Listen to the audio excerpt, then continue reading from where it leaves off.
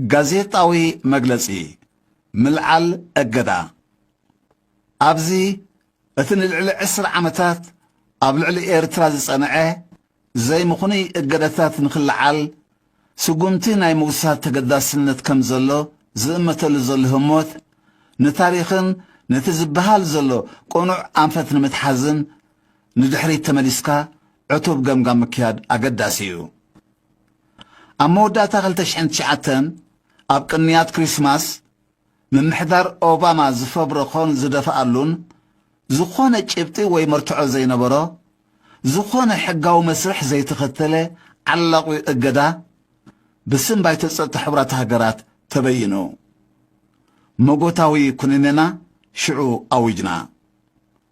እቲ ዘገርም ሽዑ ናይ ፌደሬሽን ሩስያ ወኪል ኣብ ኒውዮርክ ንናይ ምምሕዳር ኦባማ ዓሎቕ ብምሉእ ክድግፍ እንከሎ ናይ ቻይና ወኪል ከዓ ስማዊ ኣብስተንሽን ኣብቲ ግሁድ ዓሎቕ ኣመዝጊቡ።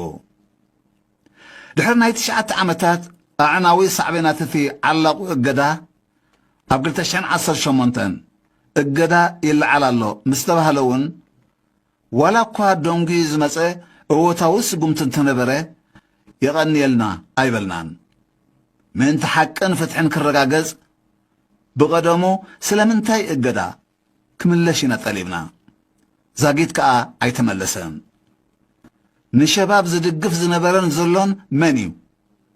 ናይ ዓላቑ እገዳታት ተሓታቲ ከዓ ኣብ ቅድሚ ሕጊ ይቕረብ። ከም መቐጸልታ ዝንቡዕ ሕርያታት ምምሕዳር ባይደን ንኣመሉ ኣብ 2021 ዓላቑ ዘይሕጋዊ በይናዊ እገዳታት ወሲኑ ጭንቀትን ቅርሕንትን ዘበገሶ ዓለቑ እዩ ነይሩ። ኣብ ሰዓቱ ከዓ ተኾኒኑን ተመኪቱን። ኣብ ዝሓለፈ መዓልታት ምምሕዳር ባይደን ዝበየኖ ዓልቂ እገዳ ተላዒሉ እዩ ተባሂሉ ደጊምና ፍትሒ ይረጋገጽ፣ ደግሲ ባይደናት ከይመላለስ ፍወሳ ዝንቡዕ ፖሊስታት ይገበር። ኣብዚ ቅንያት እዚ እቲ ብሕቡራት መንግስታት ኣሜሪካ ዝተበየነ ዘይሕጋውን በይናውን እገዳታት ኣብ ቀረባ ግዜ ክለዓል እዩ ዝብል ጸብጸባት ኣሎ። እዚ ስጉምቲ እዚ ነቲ ጉጉይ ፖሊስታት ብዘላቕነት ብምእራም ፍትሒ ሕጋውነትን ርትዕን ዘረጋግጽ ክኸውን ተስፋ ንገብር። ሚኒስትሪ ዜና ኣስመራ 6 ጉንበት 2026